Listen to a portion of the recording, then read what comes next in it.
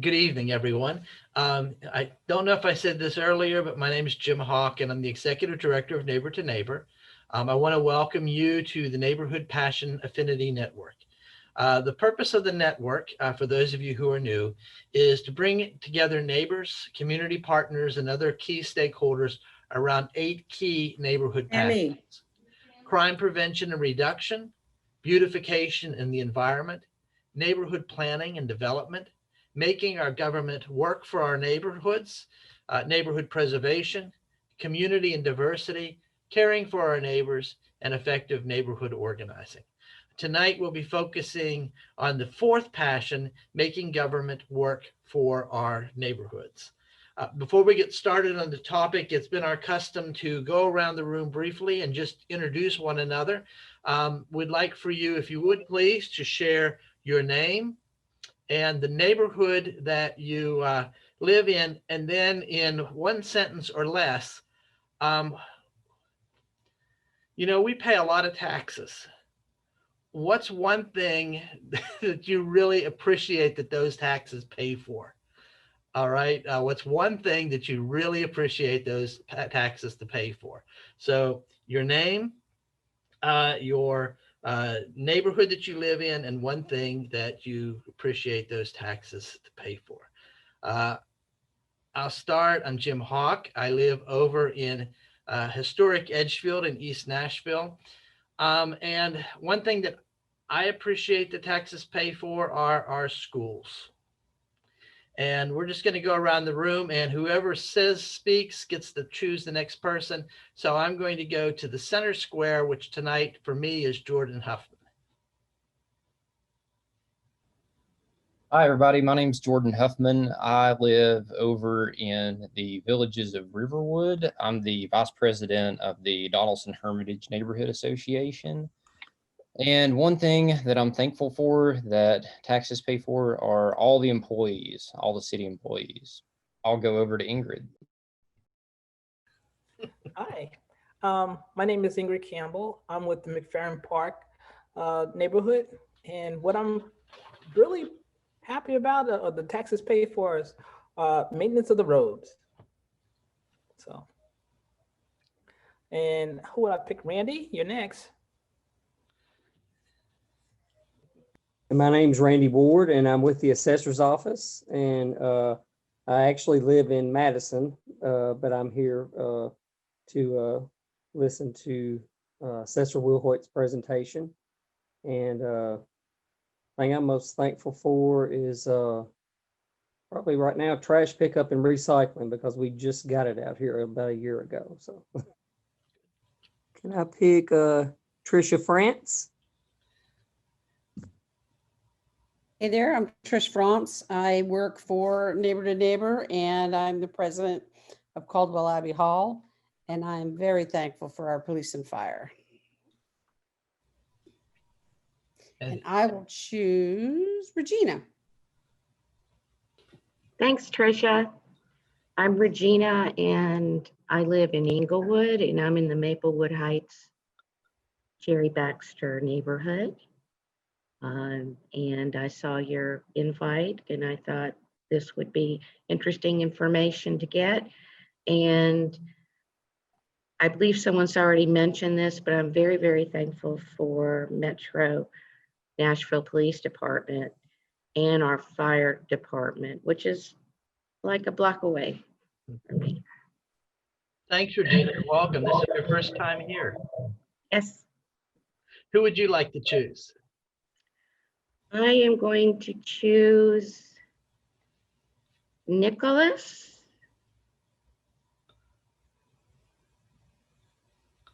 Hey, I'm Nick.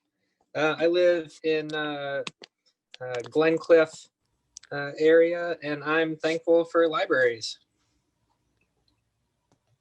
And welcome, Nick. I think this is your first time too. Let's see, Megan, could you, I think you're the last person to go, unless Dale has her voice. I'll go, and then if Dell's ready.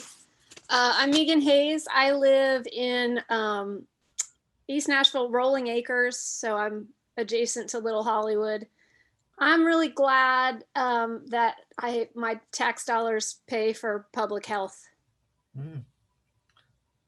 All good answers, everybody.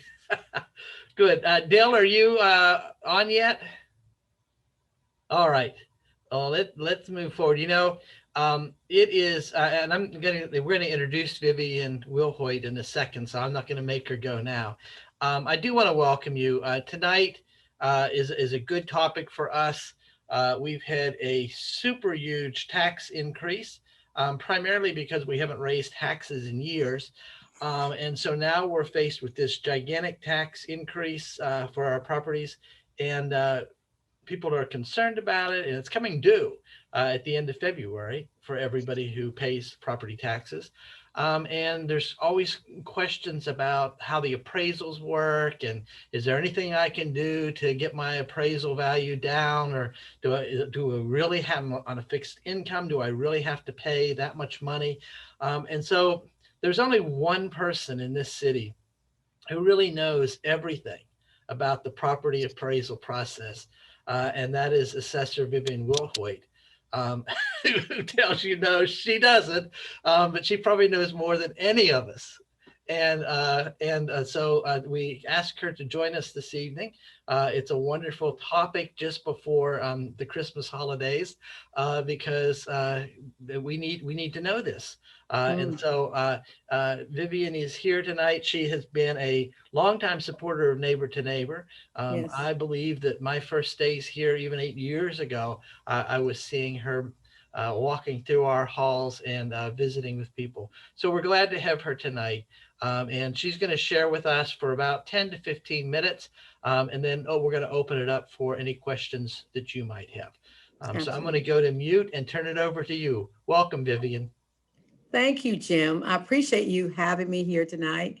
Yes, Neighbor to Neighbor is near and dear to my heart as a former a council person, and the neighborhood group there at Neighbor to Neighbor. It was a former name. This is your new name, if I'm not mistaken. And yeah, it has been a wealth of information and resources for all neighborhoods. You know, as I sit here, I am president of my association. So things like Neighbor to Neighbor, they provide us with resources in reference to being able to be better in our community and help our community to be better. Resources a lot from Neighbor to Neighbor. So I do appreciate you having me here tonight. I've have with me Randy Ward. He is the chief of our residential division, and soon we'll be going up the ladder to other things as well. Randy's here not to listen to me, as he said. He's here to assist me. So we got double help tonight from the Office of Assessment in case there's something that, you know, I don't know the answer to, and I either let Randy expound upon, because he is over the neighborhoods of Davidson County. And that's where a large portion of our reappraisal is done, in addition to commercial. Got a lot of information for you. I know I got about 15 to 30 minutes. Is that what I heard? No? Okay. 10 to 15 minutes. And I'm going to go right through the information in reference to how the reappraisal work in Davidson County, how we go about carrying out the responsibility for Davidson County as the assessor of property. Yes, the Office of Assessment, we're responsible for quite a bit in Davidson County when it comes to the budget. I want to thank Jim for allowing me to be here to talk about this, the reappraisal, the Office of Assessment, and what we do. This is a great opportunity to talk about what's to come. My office, the Office of Assessment, we play a major role in the city's budget. The work of the office in valuing the Nashville-Davidson County supports about 46, maybe 47% of the city's budget. People don't realize that. It's critical that we meet our responsibility in a fair and equitable manner. Let's start with a little humor here. This is your house as you see it yourself. This is your house as seen by the buyers. This is your house as seen by the lender. I don't like this slide, but the next one, this is your house as seen by the appraiser. This is the one I don't like. This is your house as seen by the assessor. We don't see it that way. But the whole truth of the matter is that we don't set the menu. We just want to be fair. So setting the prices come from the economy, from what's happening around in your neighborhood. The responsibility of our office is to do just what you see here: identify, list, appraise, and classify all taxable properties to achieve fairness and equity and value, and prepare the annual assessment roll in a timely manner. We do that function for more than 260,000 parcels in Davidson County. Now, the assessment of each of these parcels, as you see here, commercial, the residential, and personality, they are assessed at different levels by law. So it's not the value that you pay taxes on. You pay taxes on a percentage of the value. So for residential, you pay taxes on 25% of the value. For commercial, you pay taxes on 40% of the value. And for personalty, you pay taxes on 30% of the value. So for instance, in reference to a property that's valued at $100,000, we would assess, or your assessed value would be $40,000, and that's what you'll pay taxes on, the $40,000. And so for residential, 25%, that'd be $25,000. And for, for personalty, that would be 30%, and that'd be $30,000. So as you see, you're not paying on the entire amount of the value. A lot of people want to call us the tax assessor. We're not the tax assessor.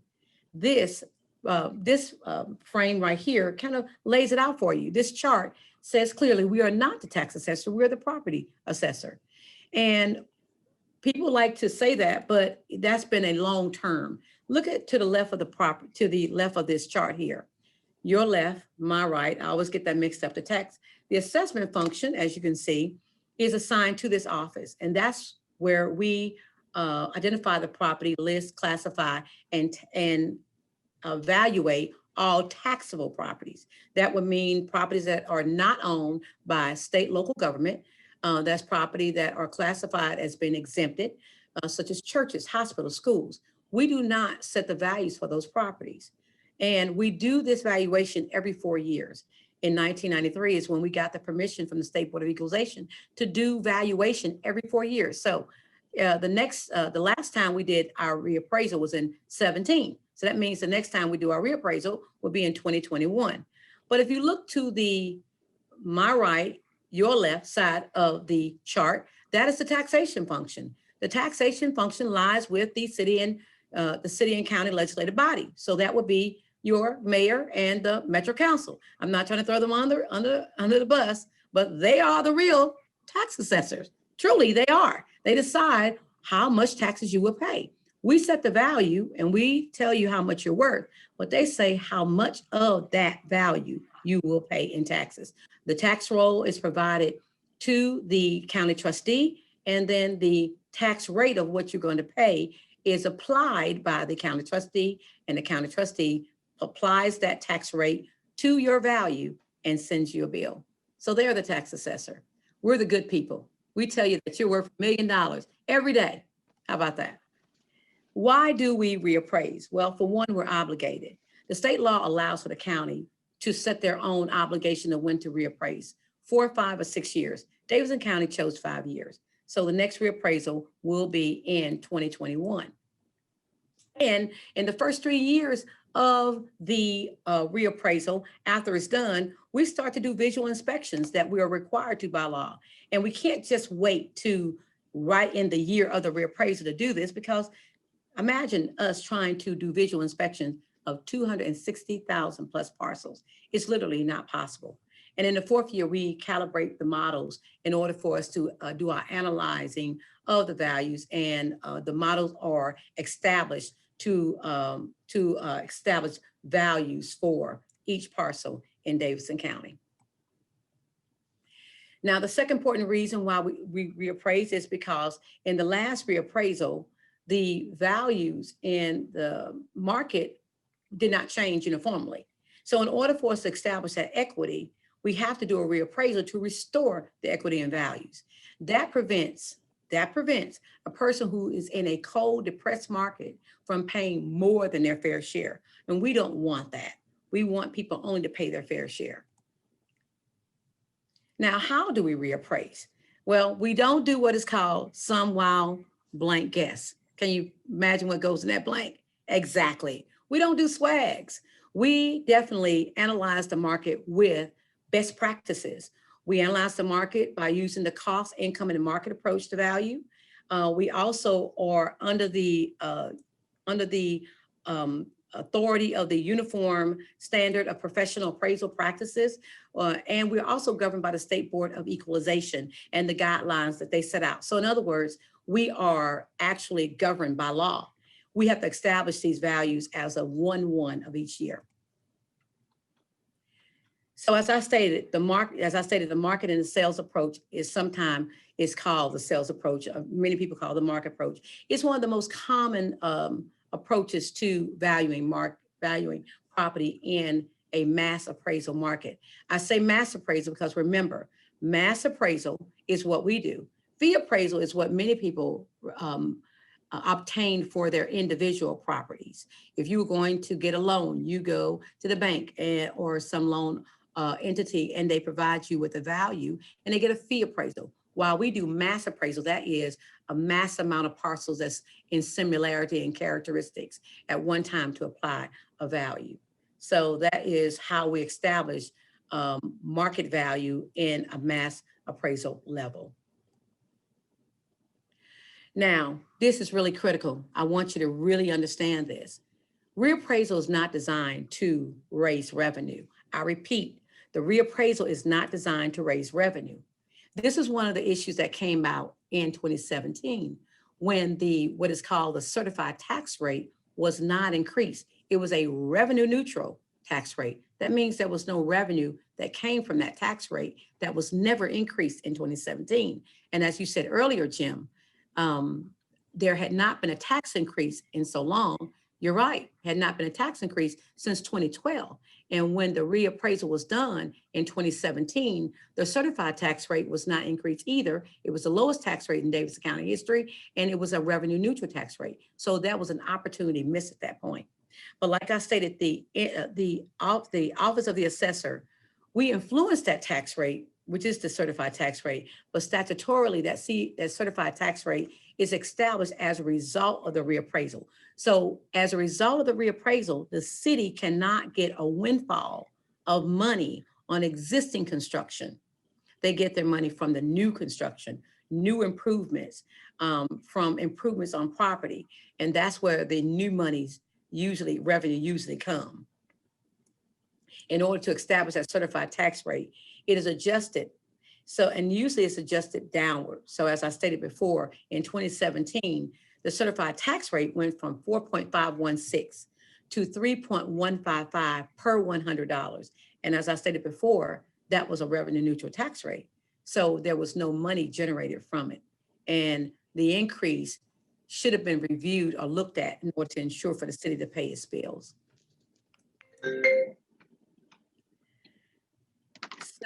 What is important about the certified tax rate is that it makes sure that those property owners in a hot market or in the distressed market is paying their fair share. Property owners in between pay about the same as they did in the previous year. So the rule of thumb of the CTR is of the lowering of the tax burden for those property owners whose values that fall below the countywide average. Back in 2017, the countywide average of increase over the last 4 years was 34%. Any property owner whose value that fell below that 34% increase paid a little less than they did before. And those who property value stayed about the same, didn't increase more than 34%, about the same. They paid about the same in taxes. And of course, those who had hot markets increase of more than 34% paid a little bit more, or a lot more, as some would say. This is an example of that. Remember I told you about the certified tax rate where the city cannot get a windfall in revenue on existing construction? Well, that's what you call the previous year, existing construction. Take a look at this example right here. You have 3 houses, green, blue, and red. You probably can get an idea what house is located after I talk about which one increased. In the 2013 to 2016 year, each house were valued at $155,000. each one of them paid $1,750 in taxes. That was a collection of $5,250 in taxes. All right, so 2017 comes along. Davidson County has an increase of 34%, and this is just an example, increase of 34%. Well, the greenhouse went up by 15%, okay? And they end up paying $1,550 in taxes, excuse me, wrong. Their value increased by 15%, I'm sorry. And and then of course the blue house, their property value increased by $201,500. That's 30%. And in the red house, it increased by 45%, $224,750. You probably know where that red house is located, right? Well, guess what? That's an increase of 30% total when you look at the amount in reference to the value of each one, totaling up to $604,500. Well, in order for us to get the same amount of money in the previous year, because these are existing construction, we have to ensure that each property only pays a certain amount that that will give equity and value, and not a windfall to the city of having additional revenue, because we can only collect $5,250 because of what we got in the previous year. Okay, so the greenhouse, it pays taxes of $1,550. The blue house, which went up about the amount of the average countywide, which was 30%, it paid $1,750. And the house that went up by 45%, it paid more, $1,950, which totaled out to be the total amount of taxes that we collected in the previous year. You get that? So that's a revenue neutral tax rate, which was in this example, 3.50 or $3.50. That's revenue neutral on existing construction. If you want to get more money, the city has to increase the tax rate. And, or if they choose not to increase the tax rate, that certified tax rate, which becomes the tax rate if they choose not to increase it, then they have their additional revenue only coming from new construction and improvement. Does that make sense? Okay. So when you get your value, guess what? It's going to be in April of next year. In the first or second week of April, you will get a new value. It will be your market value. Now, when we give you this market value, that value will stay the same for the next 4 years, unless two things happen. One, if you have an improvement to your home, we're constantly making visual inspections. Remember I told you we go make the visual inspections as soon as we finish a reappraisal. If we see something that has improved upon your home, or if we get a permit from the codes department that indicates you're making some type of substantial improvement to your property, we're going to be out there to look at it. Here comes Mrs. Kravis, who's next door, and you didn't take out a permit. She told us there's something going on next door. You need to come over here and check it out. They got a big old pool in the back of their yard. Wow, we didn't know that. But like I said, we get that information from visual inspection, permits, and Mrs. Kravis. So yes, when we do this, of course, that's the only one time that your value would change. So the value stays the same when you get your market value. The other time that your value would change, if God forbid you have some type of devastation to your home. What have we had this year? Tornado. What did you have? A fire. What else have we had in Davidson County? Water, flood. So yes, that's when we would adjust the value.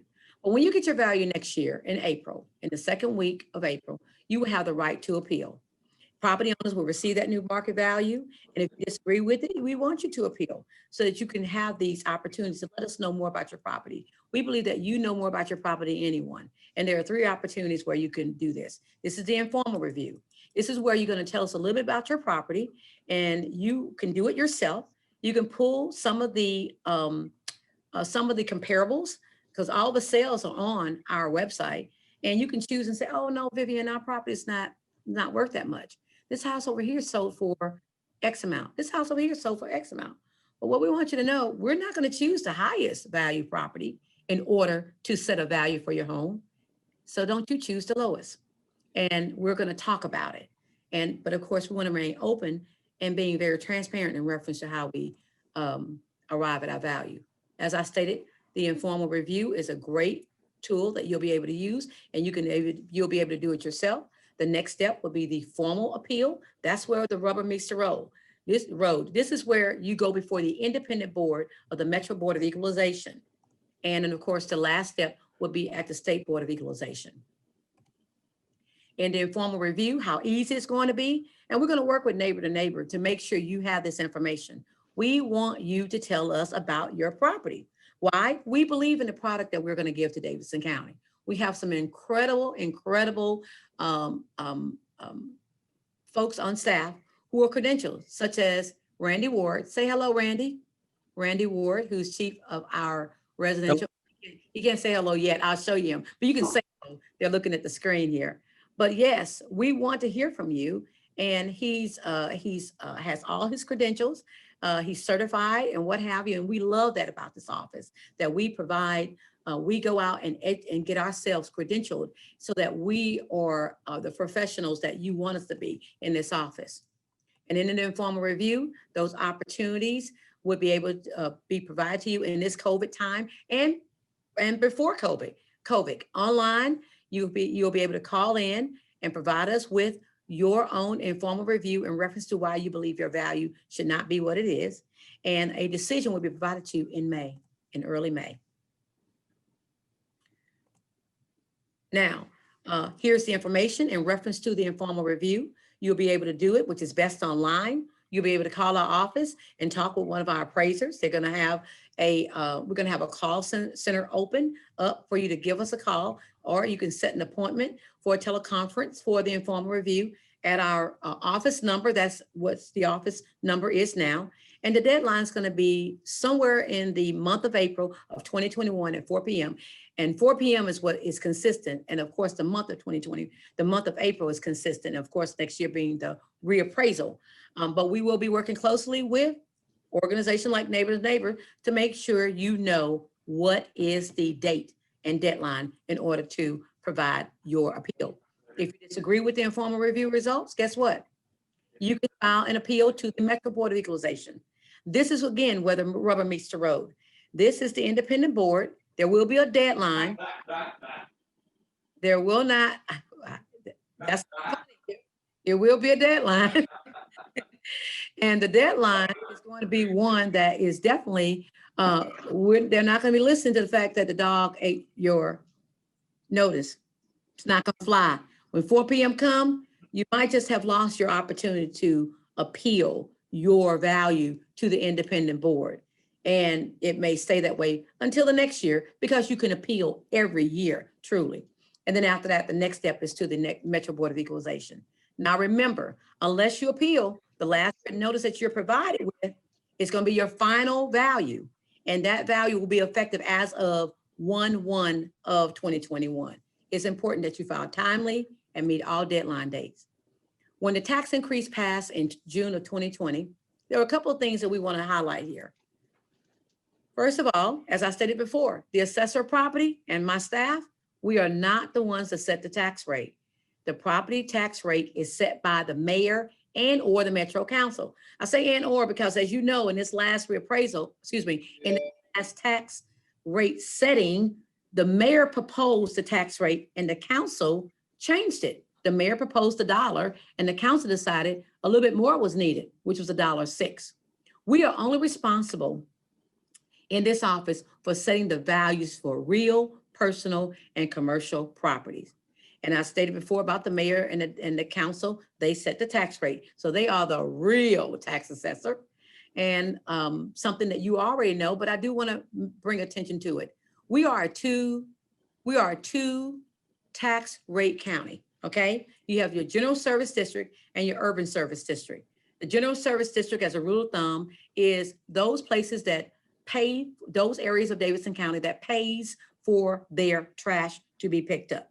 Metro does not pick up their trash. And I'm not talking about an apartment. We're talking about a single family home. If your trash is being picked up by a private hauler, you're most likely located in a general service district. That rate increased from 2.755 to 3.788 per $100 of assessed value. The urban service district rate, that's where you live in an area where your trash is being picked up by the city. That increased from 3.155 to 4.221 per $100 of the assessed value. something that a lot of people got confused about. When does the tax rate become effective? Well, even though it passed in June, by law, it became effective as of 1/1/2020. It didn't become effective as of July 1. It became effective as of 1/1/2020. That is to prepare for it to be sent to the trustee for them to apply that tax rate to when you got a tax bill in October. And that is exactly what occurred. You got a tax bill in October with the new tax rate. Hey, Davidson County is doing pretty good for the tax rate that we have. Even when the tax rate was 3.155, it was the lowest tax rate in Davidson County history.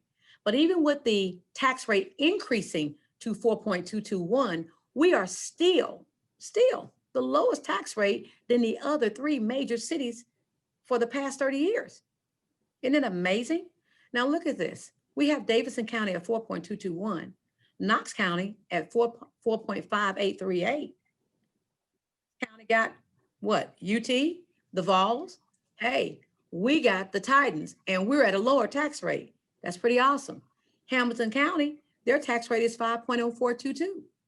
And Shelby County, wow, 7.2459 per $100 of assessed value. That's a very high tax rate in comparison to the other 3 counties and major cities. So think about it. The current Davidson County tax rate is the lowest tax rate since the tax rate are lower than the tax rate of 2016. That's the key point to pull out. 4.221 is the tax rate currently now.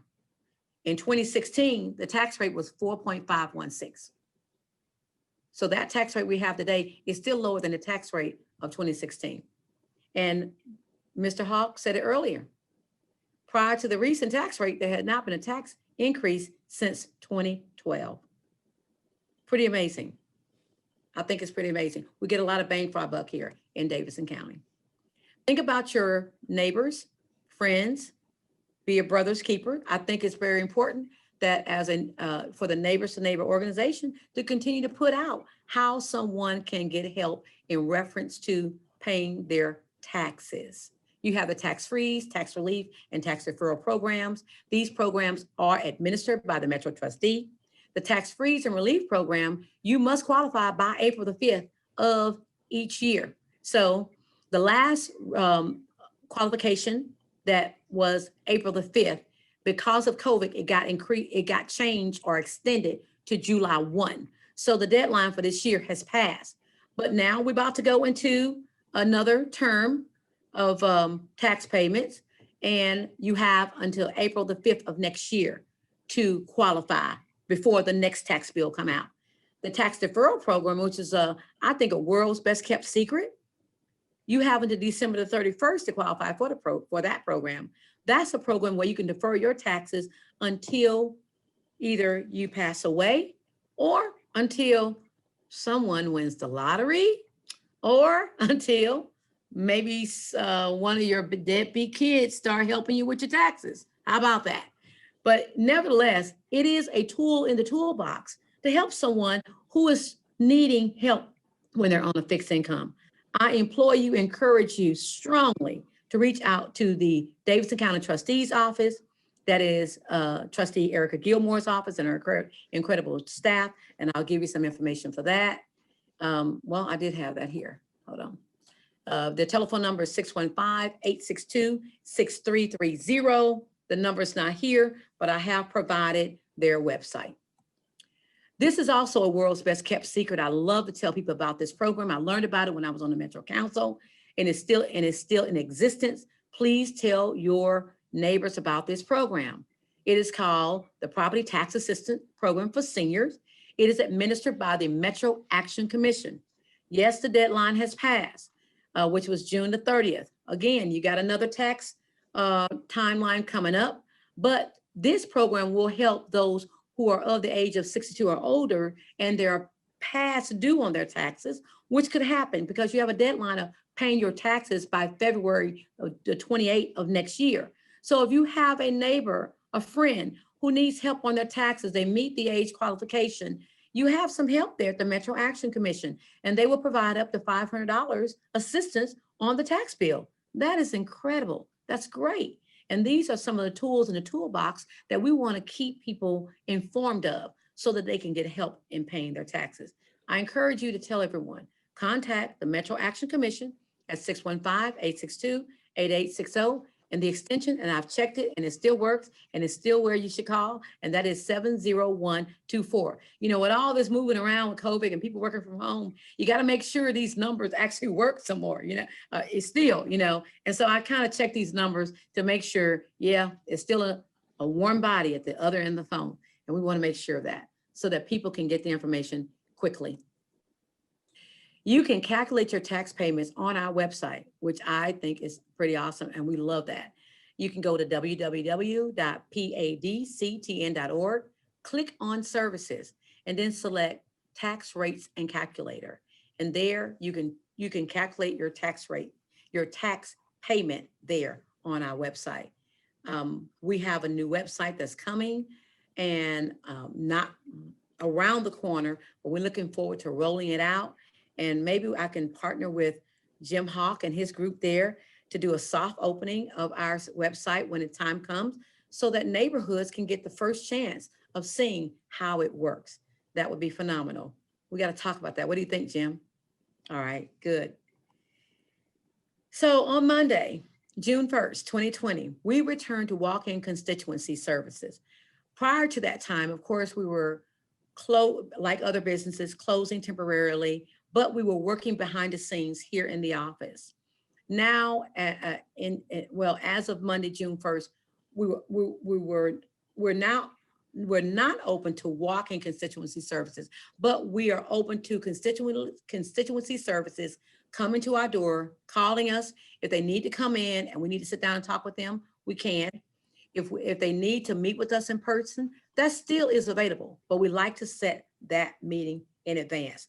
But if that's not always possible for some folks, so if you come to the door, there's a number there for you to call. If you don't have your cell phone with you, you can go right there, right behind you at the security officer's desk, call us, and we'll come to the door, bring you in, and we'll talk with you about your concern and get it taken care of.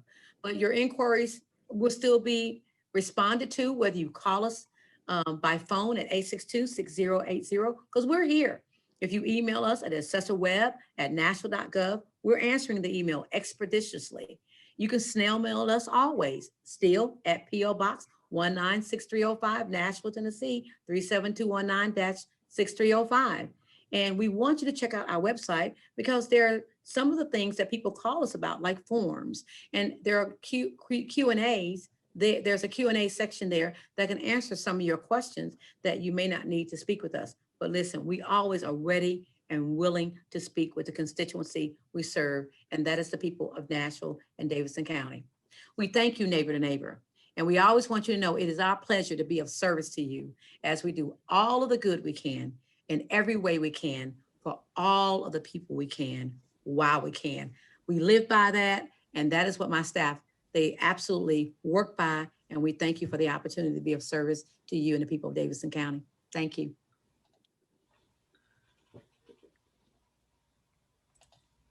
Okay. Thank you, Vivian. You're welcome. So we took a bet that Vivian would not be able to keep to the 15-minute limit, and I win the pool. So thank you. I'm a little richer, but don't assess my property a higher value. I know, but it's so much great information. That's why I said 15 to 30. Yes. So how long did I go? What was it? I think you're right at 30 minutes, but it's okay. We're going to take a few minutes, because if you have questions, we want you to get your questions answered. Yes, so, absolutely. So does anyone have any questions for us? Just take your mic off and go ahead and ask whatever question you may have.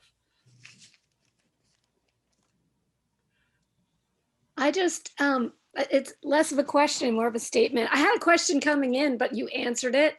So that's Great. Phenomenal. Thank you so much. You're welcome. That was actually much more educational than I ever thought I would ever get about assessing properties. So Awesome. I feel like this was great. Thank you. And so I do want to make sure that I can access, I work with a group of independent musicians, in fact, many of whom do own their properties, and some of them are getting into their 60s and are Yes. having lots and lots of struggles this year. So I just want to make sure that I didn't take notes, but that I can, you know, if you can share this or make this somehow printable so that I can get these out to people in my group, that would be great. Or I can just go up to your website and figure it out. Yeah, well, and of course, you can always contact us as well. Anything you need to know, Megan, we are here for you. Don't be surprised if you were to email me in the middle of the night that I respond. Trust me. Oh, no. Trying to Okay. scare you. It's just that sometimes I'm up, you know, just checking things, and I like to respond to email. Randy Ward is aware of that. My staff is aware of that. They think that I don't sleep. I do. I have to.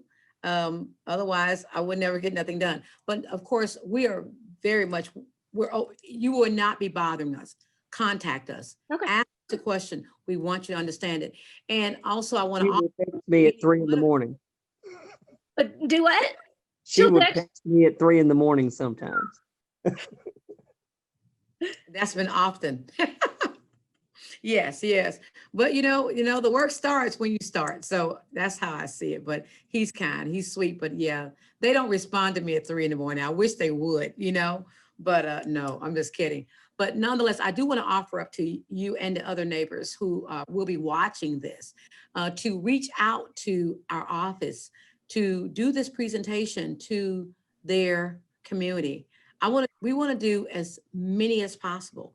The next year, we do recognize, we recognize, you don't know yet, but I think that you've been seeing in the paper and reading in the paper and hearing on the news, Davidson County values are trending upward. And COVID has not impacted residential sales, basically not at all. Randy, you want to expand on that? They just continue to increase, and you can speak with anyone that's out trying to buy a home. If you're interested in one and you don't get a bid in on it in the first couple of days, you can forget it. It's of course the inventory is a little lower than it was in years past due to COVID.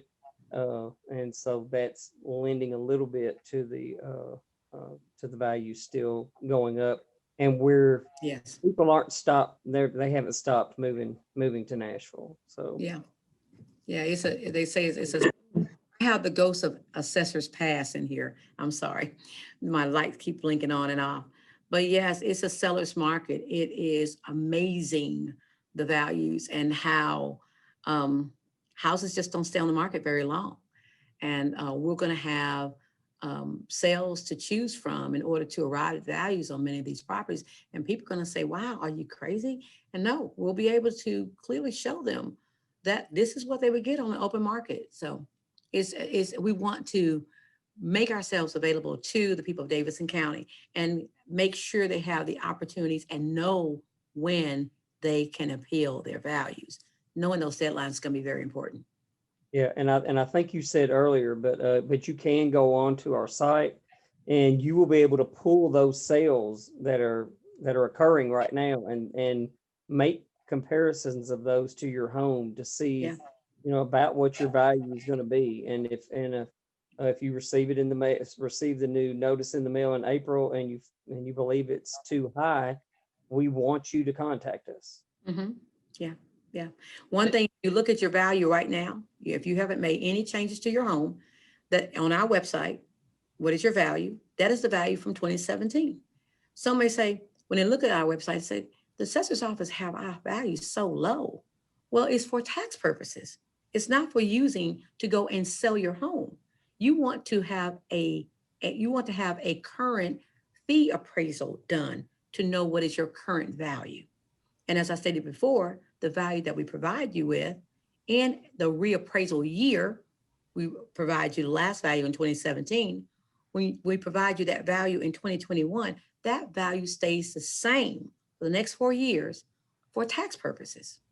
So I that's see that, oh, I'm sorry. I see that Regina had her hand up and wanted to ask a question. sure. Thank you. Could you clarify again the when we should expect to receive our new assessment and when is the deadline for the informal appeal? Okay.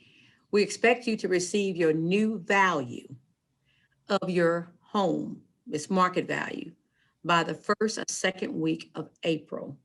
Okay, And the deadline for the informal review would start immediately, well, not the deadline. We don't have the exact deadline date, but the informal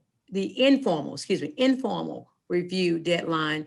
Randy, help me out there. That should be, It will be 3 to 4 weeks after we send those out, so that we Within a do month. have to process all of them, because we will have to mail those back out by May 20th.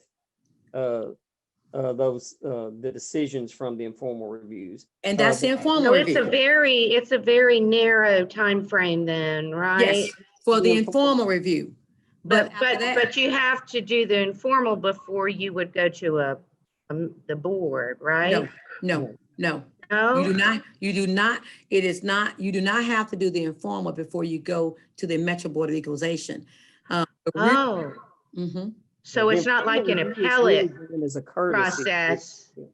Go ahead, Randy, go ahead, Randy, what you were about to say. I was just saying that the informal review is really done more of as a courtesy. It's not a Yes. requirement by law. We don't have to do it, but of course we want to do it. So Okay, and in the market value that you receive, does it have the date of the deadline for if you want to appeal to the board? Yes, ma'am. No, oh, Okay. yes. yeah, it will have Yes, all. yes. Yeah. All that it would Okay. be. Okay, well, I have one more question. Okay, so if I go on to the value assessment website and I look at the value of my home, what is your opinion on if you get a fee appraisal that it is lower than your appraisal? If you go right now on our website and take your value now, and then you've had a fee appraisal done, and your fee appraisal is less than our value. Okay, Randy, I'll let you address that one. And is that what she's There'd be- saying? You're saying in comparison to the values that are there now? Seems like there's a case, but it seems like we would need to take a look at what is it that these. Yeah, appraisers those are going to looked be. at. Yeah, those are going to be far and few between on Mhm. that's actually on the 2017 value. Now, when we give you the 2021 value, if you do have an appraisal, you do want to fee appraisal, you want to submit it with your informal review or before the Metro Board of Equalization, and we will look at it. And Yeah. of course, most of those, you do have some refinancing appraisals that there's fee appraisals that they don't do maybe as good of a job as they should sometimes. Mhm. And so we will review those to be sure that they were properly done. But I mean, if they're using good sales in your area, Mhm. then we will definitely consider it, and because we just want the value to be correct. Yeah. Right. And we're not saying that the fee appraiser supersede us in reference to our product. We're Right. they've done in order to have a lower value with of your property, and we will be more than transparent to show you how we arrived at value to be posted and be provided to you. So we expect the fee appraiser to do the same. Gotcha. You're welcome. Yeah. So Thank Ingrid has a you. couple questions. Ingrid, are you asking or you want me to ask? No, I can ask. I just wanted it out there for everybody. I know earlier you had discussed that seniors that are behind in their taxes can get the $500 to help them, right? Yes. I come from a state, New York, where if you reach a senior age, your tax rate is reduced versus the person that's not, say, 65 or younger. rate would pay. Is there anything in the works for the state of Tennessee to do something similar to that? There's really. Well, that I'm not aware of anything in the works. That is called homestead. That's one of the homestead legislation in my own form, the state that I grew up in, Mississippi.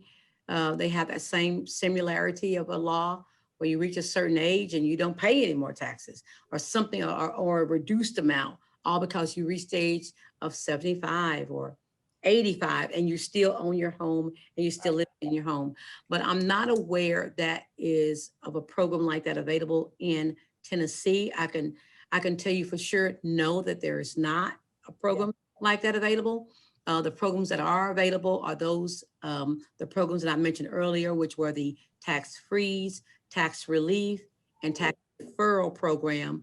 And those programs there are programs that the state legislators have put in place. So those are programs that were not put in place by the Metro Council. Now they have to, the Metro Council has to agree to offer the program. One of them they have to agree to offer because because Metro government contributes to it as well. That's the tax freeze program. But the tax relief program is totally an additional payment made by the state on your behalf. And then in tax deferral is also there. And Davidson County chooses to offer the program. There's some counties in Tennessee that does not offer the program because their local government does not want to support them. Or they don't have money for that reason. Not that they don't want to because the money's not there. It's not there, yeah. Now, the action, My concern is being in seeing so many of the seniors in my immediate district and immediate community that are, if you are behind on your taxes, you're behind on other things. yeah, You know, I could agree. And so there's a bigger problem. It's like, and then when you're behind your taxes, that can be easily obtained from anybody that's trying to buy these properties. Yeah, And so now they start calling codes. yeah. So now all these other things start to add on a burden when someone's a senior and can't afford, just barely trying to make it, paying the basic utilities and something to eat, let alone pay the taxes on the place which they reside, and now dealing with codes. So I'm like, okay, we gotta. Ingrid, excuse me for interrupting, but I think what you see in the difference in New York and Tennessee is Tennessee does not have a state income tax. Oh yeah, I've heard Nor do we have the crippling taxes, say, that New York City has in addition to state and federal taxes. Like my daughter lives in Brooklyn. She pays, and in addition to federal and state taxes, she pays a tax just for living in Brooklyn. She pays a large tax. So I think because Tennessee has elected not to have a state income tax, there are some programs that we just can't afford. Well, I want to also add, if I could, Ingrid, I do want to clarify something in reference to the program you mentioned and recalled, the $500, up to $500. That program is administered by the Metro Action Commission. Now, my understanding with the Metro Action Commission and talking with them about this program, you don't necessarily have to be behind your taxes sometimes. They will continue, they will try to work with you. The good news about their program versus the program that is administered by the trustee is the age. One good thing, because the Metro Action Commission, you only have to, you could be 62, while the other programs I mentioned, you have to be 65. Now, one of those programs, which is the relief program, it's not a certain age criteria. You can be 100% disabled and not meet the age criteria and qualify for the programs that's administered by the trustee's office. And it's important that you get in contact with them for any of your neighbors that are needing these programs, because there are some things that, in this case, 100% disabled, they're not 65. Hey, let's get them qualified. I've mentioned that sometimes it takes you to possibly change whose name is on the deed. Think about that. The person who's disabled, 100% disabled, it may be best to be in their name and not in the name of a person that prevents them from qualifying. I'm not trying to teach you how to get around it. I'm just saying the Yeah. criteria are what they are. So how do you meet the criteria? Right. That's one way you can do that. And that was my other part of my question was, what do you do for people who have disabilities? I mean, and thank you for answering the point, or pointing out that it's not only if you're delinquent, they'll kind of work with you, because Yeah, that's. Metro. Yeah, they and- told me they would. They made Okay. that statement to me, and I thought that was pretty phenomenal. Okay. To get the Homestead Act or something similar to that in New York, it would take the state legislators to enact such a program.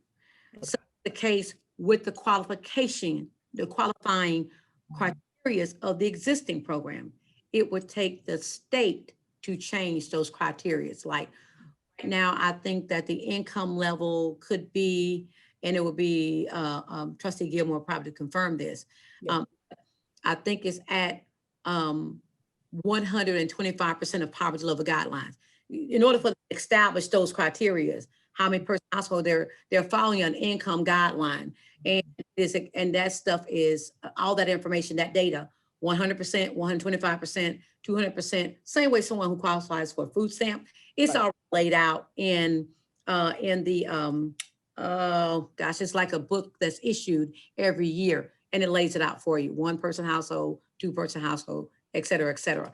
But in order for any of that to change, it would take legislative action from the state.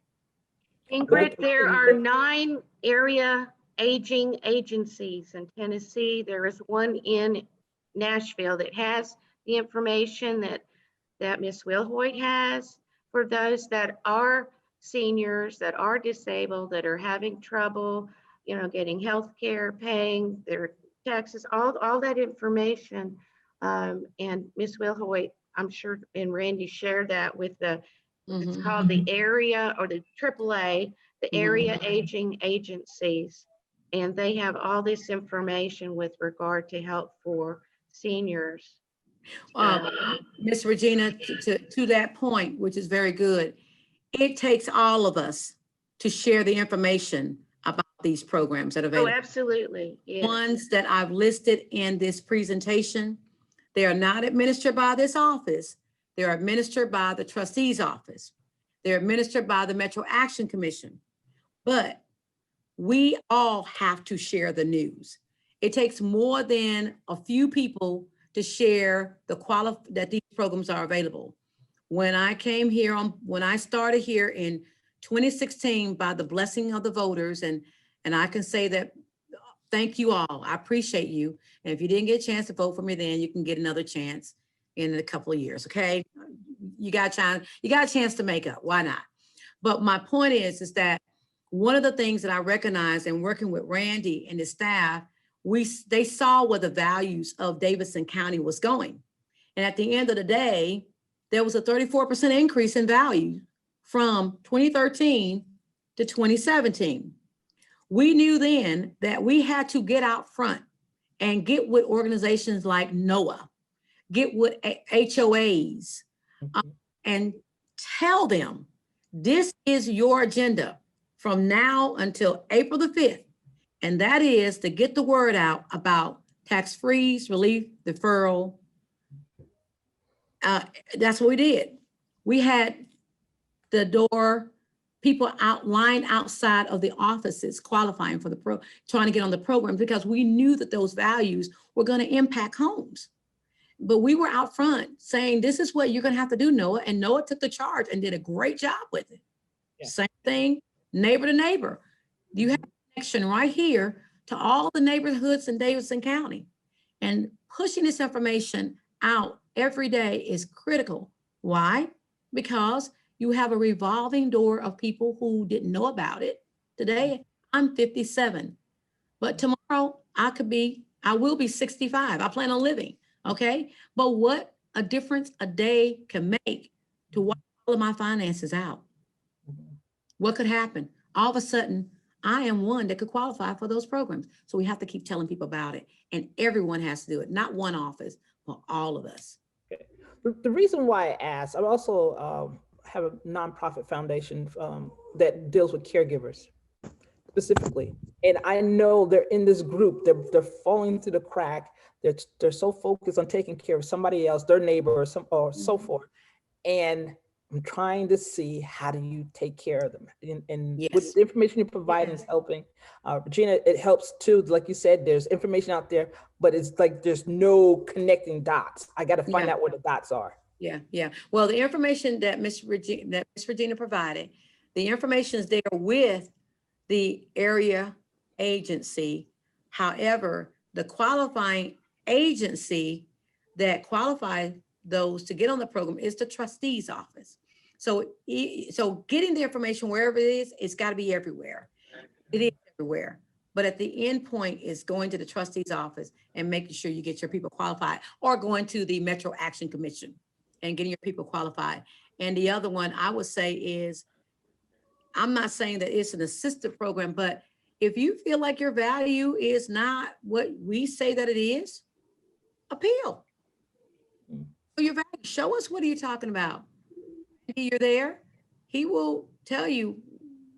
We hope that you won't have to go to the independent board of the Metro Board of Equalization. We believe that you can talk with us, and we could, because we want to get it right. Isn't it right, Randy? Yes, ma'am.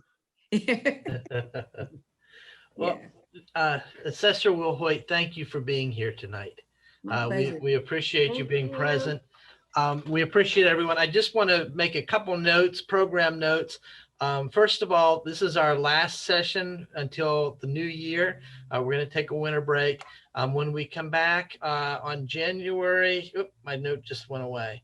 On January 7th, Robin Ziegler will be here, and she's going to be giving us an overview of the work that the Metro Historic Commission does. And so we invite you back for that.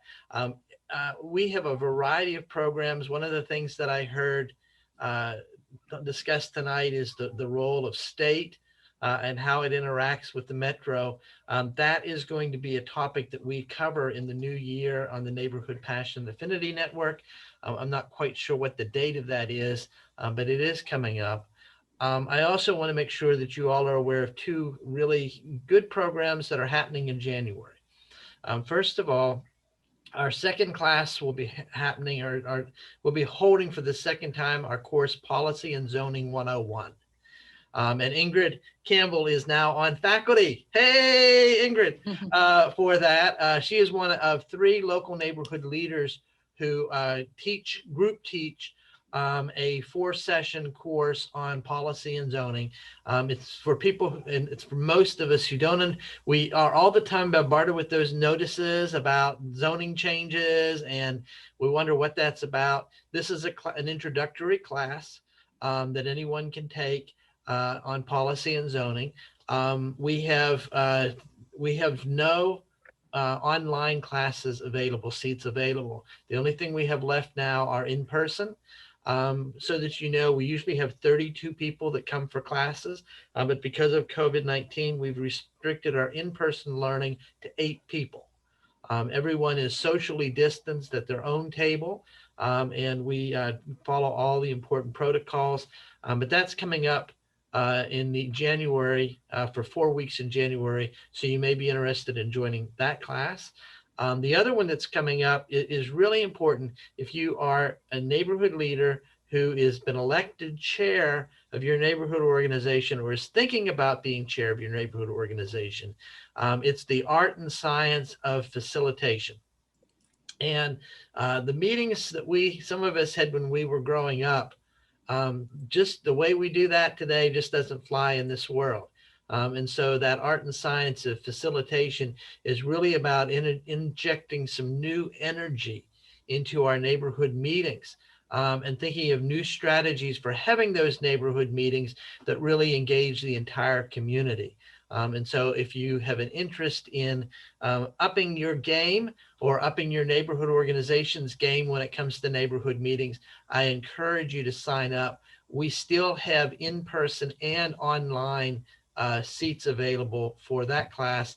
And it's a 4-session class that begins in January and goes 1 class each month for 4 months. I just want to thank you all for being here tonight. Thank you for sitting in with us. I want to thank Assessor Wilhoite again for being here tonight. And if I don't see you, I hope you all have a wonderful end of the year and a very happy new year. We'll see you next year. Bye, everybody. Thank you, Vivian. Can I ask you a question? Can we all take a screenshot? Does anyone have the screenshot?